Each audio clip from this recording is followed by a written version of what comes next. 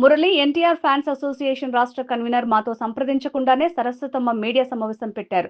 అభిమాని క్యాన్సర్ తో బాధపడటం చూసి ఎన్టీఆర్ చలించిపోయారు. ఎన్టీఆర్ ఫ్యాన్స్ పంపిన డబ్బులతోనే సరస్వతమ్మ గతంలో తాను చేసిన అప్పుల్ని కట్టుకుంది. 18th or 19th ఆమె డిశ్చార్జ్ రాసి సార్ 77,26,000 ఎంతో డిశ్చార్జ్ రాసి మొత్తం ఒక బిల్లు చేస్తే మేమింత కట్టలేము మాకు ఇది అంత ఆవిడ అన్నంతో 60 lakhs సెటిల్మెంట్ అయింది. 60 lakhsకి 51 lakhs ఆల్రెడీ ఇష్యూ అయిపోయింది అమౌంట్. 9 lakhs కడితే అబ్బాయి బయటకు వచ్చేస్తాడు. తను వచ్చి ఈ వీడియోలో మాట్లాడిందంటే మా అబ్బాయి బయటకు రాలేని పొజిషన్లో ఉన్నాడు, మీరు వచ్చి రిలీజ్ మా అబ్బాయిని డిశ్చార్జ్ చేయించండి అంది.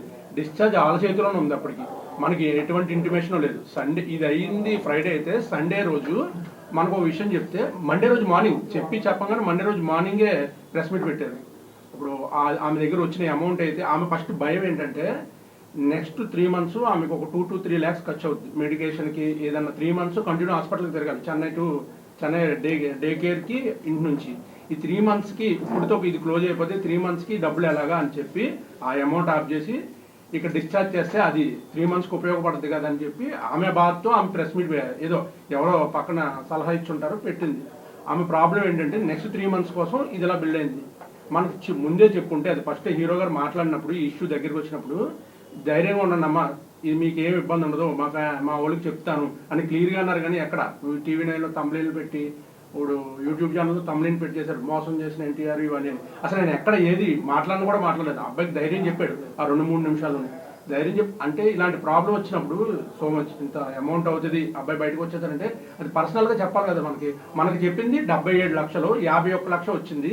20 మీరు చూసుంటారు వీడియోలో కూడా 20 లక్షలు కట్టాలి. నేను చెన్నై వెళ్ళేసరికి అక్కడ అది లేదు. డిసెంబర్ 19, 18 రోజుకి 9 లక్షలు కడితే అబ్బాయి బయటకు వచ్చేస్తాడు.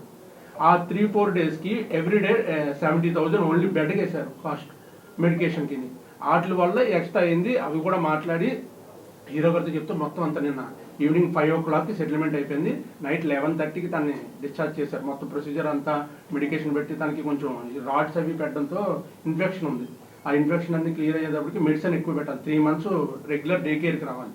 అవన్నీ చూసి 11:30కి మా ఫ్రెండ్స్ అందరూ కలిపి మేము అక్కడ ఉండి ఇంటికి చేర్చి ఆమె ఆయన ఇంట్లో కూర్చోబెట్టి అన్ని ధైర్యం చెప్పి వచ్చాం. ఈ నెక్స్ట్ 3 months కూడా ఎటువంటి బ్లడ్ కావాలన్నా ఏదన్నా మేమే ఏర్పాటు చేస్తాం, ఇబ్బంది పడకమ్మా, మీది మీరు చూసుకోండి, ఇక్కడైతే ఏమని సెటిల్మెంట్ చేసి బిల్ ఆమె చేతిలో పెట్టి మేము తిరిగి వచ్చాడు జరిగింది. దీంట్లో జరిగింది ఏంటంటే ఆమెను ఎవరో ప్రలోభ పెట్టుంటారు, ఇలా పెడితే సమ్మన్ అవుతుంది. ఇప్పుడు మన ఒక ఇష్యూ నడుస్తుంది టాలీవుడ్ మొత్తం హాట్గా ఉంది. ఇప్పుడు ఎన్టీఆర్ అనే యాక్టర్ పేరు తీసుకొస్తే ఎవరన్నా పెడతారు దానికి, అది ఇంకా కొంచెం ప్రాబ్లం అయింది.